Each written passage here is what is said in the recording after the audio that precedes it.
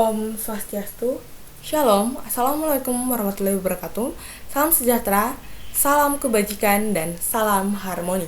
Perkenalkan, nama saya Friska Natalia BRS Brahmana, NIM 2313031003, Prodi Pendidikan Kimia, Universitas Pendidikan Indonesia.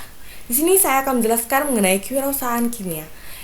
Saya akan menjelaskan usaha-usaha yang terdapat di sekitar kampus Undiksa yang layak untuk dipasarkan. Yang pertama, terdapat usaha gorengan. Seperti yang kita ketahui, usaha gorengan merupakan usaha yang sering kita ketemui di dekat-dekat kampus. Kita harus melihat keuntungan dan juga resiko dari usaha tersebut. Yang pertama, saya akan menjelaskan mengenai keuntungan. Yang pertama, keuntungan dari usaha gorengan di dekat kampus. Yang pertama, modal tidak besar tetapi pendapatan banyak. Maksudnya, jika kita membeli 1 kilo tepung untuk membuat adonan, kita bisa menggunakannya untuk beberapa hari ke depannya. Contohnya, kita menggunakan 1/4 dari tepung tersebut untuk membuat adonan yang namanya bakwan, yang menggunakan untuk adonan yang namanya tawisi, pisang goreng. Kita bisa menggunakannya sehingga modal yang digunakan tidak terlalu besar tapi pendapatan banyak yang didapatkan. Yang kedua, mengenai peluang pendapatan banyak karena dapat membuka stand di kegiatan kampus. Maksudnya ini, seperti yang kita ketahui, Undiksa kemarin telah menjalani yang namanya Expo. Seperti yang kita ketahui, di Expo tersebut terdapat berbagai stand yang digunakan atau yang dibuka untuk melancarkan usaha tersebut. Kita juga dapat membuka stand di Expo tersebut untuk memamerkan usaha gorengan kita tersebut. Yang ketiga, mendapatkan wawasan lebih dari mahasiswa kampus. Selanjutnya, saya akan menjelaskan mengenai resiko. Resiko yang pertama yaitu persaingan ketat karena letak yang strategis. Seperti yang kita ketahui, usaha gorengan tersebut yang di dekat kampus merupakan tempat yang strategis untuk berwirausaha. Hal tersebut membuat persaingan yang ketat. Yang kedua, mengenai bahan baku yang meningkat. Bahan baku yang meningkat, kita tidak dapat membuat bahan baku tersebut sesuka-suka hati kita.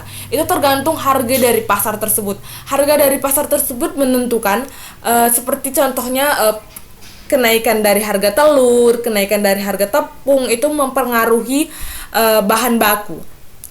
Jadi, bagaimana caranya kita mengatasi risiko dari bahan baku yang meningkat dengan tidak mengurangi porsi dari usaha gorengan kita tersebut? Itu merupakan risiko dari usaha gorengan. Yang ketiga, daya tarik dari mahasiswa.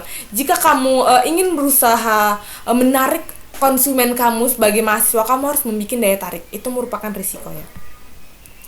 Selanjutnya, saya akan menjelaskan mengenai bisnis kanva dari usaha gorengan. Yang pertama itu adalah partners. Partners yang saya dapatkan yang pertama itu mengenai dari pasar tradisional dan juga toko kelontong. Yang selanjutnya mengenai aktivitas. Aktivitasnya tersebut yang pertama, satu, pembelian bahan baku di pasar tradisional. Yang kedua, pembelian tepung dan minyak di toko kelontong. Yang ketiga, membuat adonan gorengan. Yang keempat, menggoreng adonan yang telah disiapkan sebelumnya. Selanjutnya mengenai kelebihan. Kelebihannya yang pertama, cita rasa gorengan yang tidak pernah berubah, harga gorengan yang murah, dan juga menjual gorengan di dekat kampus.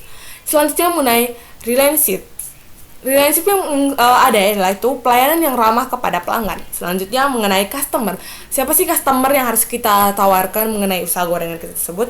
Yang pertama itu ada keluarga dan juga yang selanjutnya mengenai mahasiswa. Selanjutnya mengenai bahan baku yang berkualitas, lokasi yang strategis, harga yang terjangkau, aktivitas menggoreng-gorengan dengan kompor gas yang modern. Selanjutnya mengenai cost. Cost itu mengenai biaya bahan baku dan juga biaya sewa tempat. Selanjutnya mengenai channels. Channels tersebut merupakan mempromosikan gorengan melalui media sosial. Yang selanjutnya memberikan pilihan gorengan seperti pisang, bakwan, dan juga risol.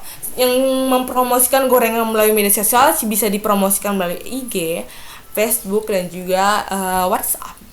Selanjutnya yang terakhir mengenai pendapatan per hari tergantung banyaknya gorengan yang laku. Jadi pendapatan tersebut tidak bisa kita patokan sehari itu 100, tidak bisa. Dikarenakan itu tergantung dari banyaknya gorengan yang laku. Selanjutnya usaha yang kedua yang terdapat di dekat kampus. Yang kedua itu adalah usaha pisang coklat.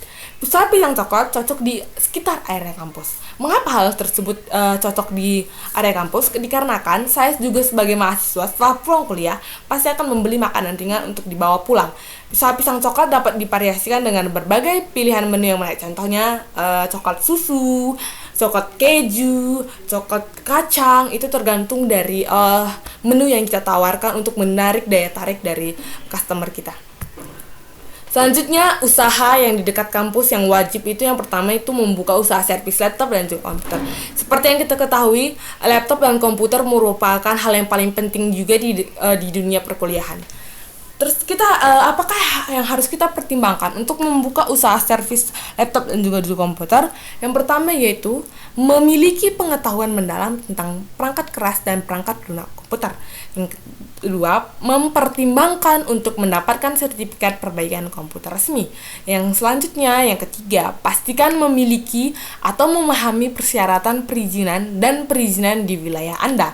Yang keempat, menyediakan alat perbaikan dan pemeliharaan komputer yang diperlukan.